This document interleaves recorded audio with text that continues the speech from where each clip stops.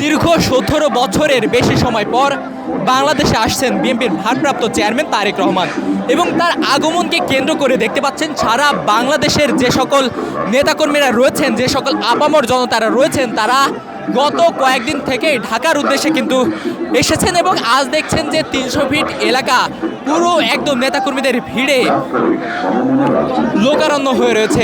দেখছেন যে হাজার হাজার নেতাকর্মীরা কিন্তু বিএনপির চেয়ারম্যান জনাব তারেক রহমানকে স্বাগত জানাতে ভিড় করেছেন এই রাজধানীর ৩০০ ফিট এলাকায়।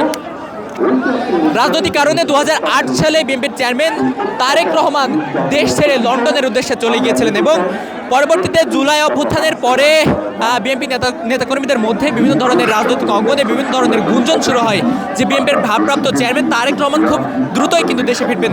তবে অভ্যুত্থানের পরবর্তী সময়ে তারেক রহমান দেশে না ফিরলেও গত ১ মাস ধরে রাজধানীর এভারকেয়ার হাসপাতালে তার মা অর্থাৎ বিএনপির ভারপ্রাপ্ত চেয়ারপারসন বেগম খালেদা জিয়া ভর্তি রয়েছেন এবং তার অসুস্থতার খবর শুনে বিএনপির ভারপ্রাপ্ত চেয়ারম্যান তারেক রহমানের দেশে আসার গুঞ্জন কিন্তু আবারও প্রকট হয়ে উঠেছিল।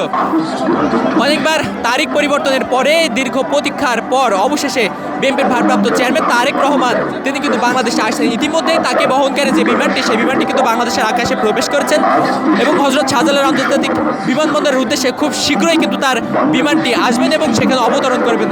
এবং যদি একটু জানিয়ে রাখি, শাহজালাল আন্তর্জাতিক বিমানবন্দর থেকে তাকে বহনকারী বিমানটি সরাসরি বিমান থেকে নেমে তিনি কিন্তু রাজধানীর এই ৩০০ ফিট এলাকায় আসবেন এবং এই স্টেজে দাঁড়িয়ে তিনি কিন্তু বক্তব্য রাখবেন। তারপরে তিনি বিএনপির ভারপ্রাপ্ত চেয়ারপারসন বেগম খালেদা জিয়াকে দেখার জন্য রাজধানীর এভারকেয়ার হাসপাতালে যাবেন। দর্শক, আমরা এখানে উপস্থিত নেতাকর্মীদের সাথে কথা বলার চেষ্টা করবো এবং তাদের থেকে জানার চেষ্টা করব আসলে তারা কি বলছেন।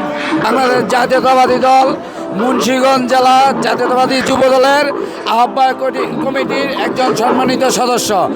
আমি মুন্সিগঞ্জ ১ তথা শ্রীনগর সিরাজদি খান আসনের শেখ মোহাম্মদ আবদুল্লাহ ভাইকে জননেতা আগামী রাষ্ট্রনায়ক তারেক রহমান তার হাতে ধানের শীষ উঠে দিয়েছেন। ইনশাল্লাহ সারা বাংলাদেশের দেখিয়ে দিব মুন্সিগঞ্জ ১ আসনে আমরা যেন সবচাইতে বিপুল ভোটে শেখ মোহাম্মদ আবদুল্লাহ ভাইকে জয়যুক্ত করে জনাব তারেক রহমানের কাছে আমরা জয় দিতে পারি ইনশাল্লাহ।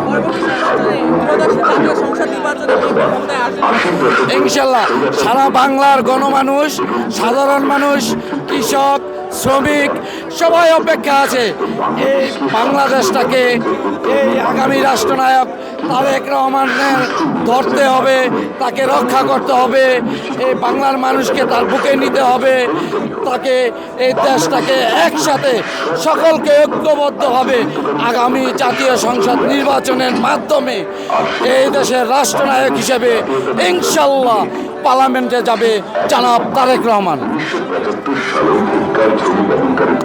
দর্শক দেখছেন সারা বাংলাদেশের বিভিন্ন